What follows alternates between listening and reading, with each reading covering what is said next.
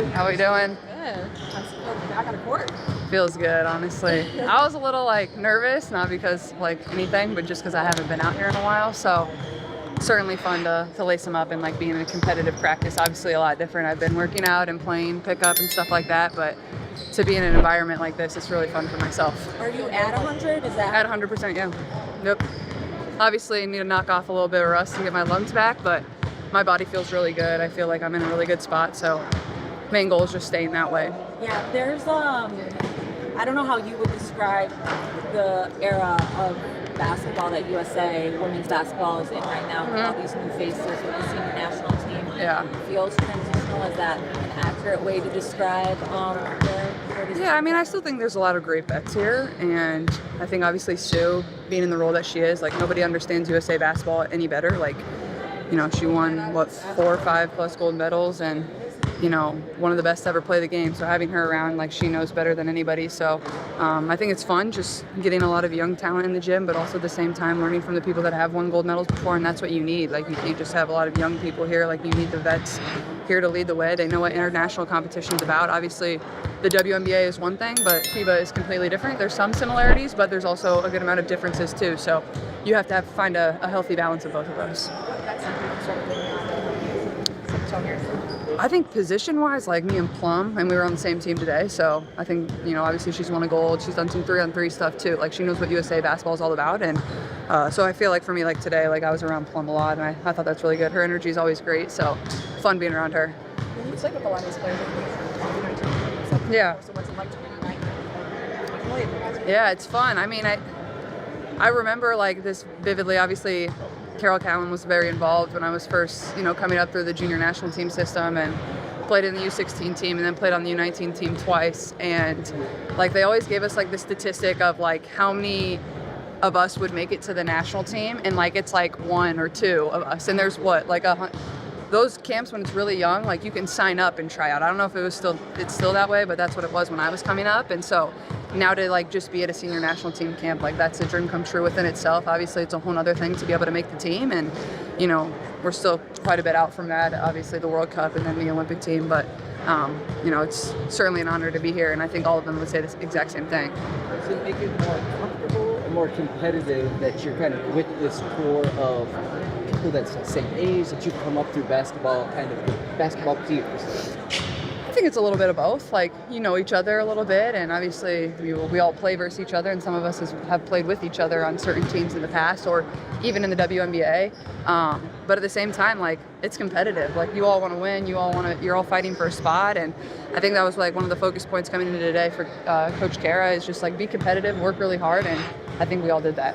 How would you describe your mindset? I mean, I know you're, getting back on the court for real for the first time in a while, but just in general, with, this opportunity when you say basketball, you guys collectively work for. Yeah, I think it's an opportunity, and it's really fun. That's what you remind yourself of. I was thinking about it last night, and my main goal for today was just smile and have fun.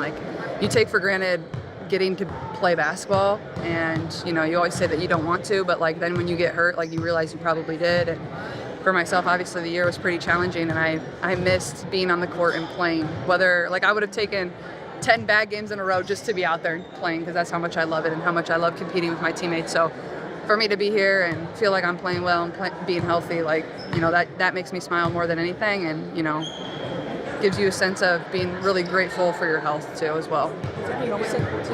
Sorry. It's all good. I get to see before practice. Coach Kara was hey, you can be around your people. Yeah. You got people, some love basketball, some don't. Yeah. Same thing. When you get here, everybody has the same passion. Yeah. You're walking away from the game. You don't know what's different on walking away around everyone who's own. Absolutely, and that's so true. Obviously in college it's a little bit different. At the end of the day, especially in college, those were my best friends, but that wasn't their future in life. So it's hard to demand the same things out of them or expect them to love the game in the way that you love it. But here, that's that's for everybody. Everybody loves basketball. Everybody wants to be the best, and like you can just feel that energy. It's not something that's like spoken about. It's just the way everybody competes and wants to get better. And at the end of the day, that just elevates everybody's game and elevates mine. And you know, that's what you want to be around. You want to be around the best of the best. In the background of all of this, there are these negotiations for a new CBA going on. Obviously, yourself, Paige, Angel, this younger generation is influencing that a lot, just in terms of your marketing power, your visibility. Yeah. What role do you see yourself and your peers, again, the ones I just mentioned, playing in these negotiations? Yeah, I think it's obviously really important, and you know, the last couple classes of the WNBA have, you know, been able to take a step into the league and perform at a very high level. And I think the most important thing for myself, you know, thinking about these CBA negotiations, like this is the biggest moment the WNBA has ever seen, and it's not something that can be messed up. And you know, we're going to fight for everything that we deserve, but at the same time, like, we need to play basketball. That's what our fans crave, and that's what all of you crave as well, is you want the product on the floor. And at the end of the day, that's how you make the money, that's how you're marketable, that's what the fans get excited about, that's what the fans want to show up for. So, you know, it's business and it's a negotiation, and there has to be compromise on both sides. And, you know, we're starting to get down to the wire of it, and it's become really important. And you know, obviously I want to help in any way I can, and I've tried to educate myself the best I can. Obviously I can't speak to every single number. It's pretty complicated, but I think there are different things that we can, you know, find ways to say, no, like we certainly deserve that and we're not going to compromise on that. And then other things that we can probably compromise on. But like I said, like this is the biggest moment in the history of the WNBA, and I don't want that to be forgotten. And it's important that we find a way to, you know, play this next season. And I think our fans and even everybody that has played in this league that has come before us deserve that as well.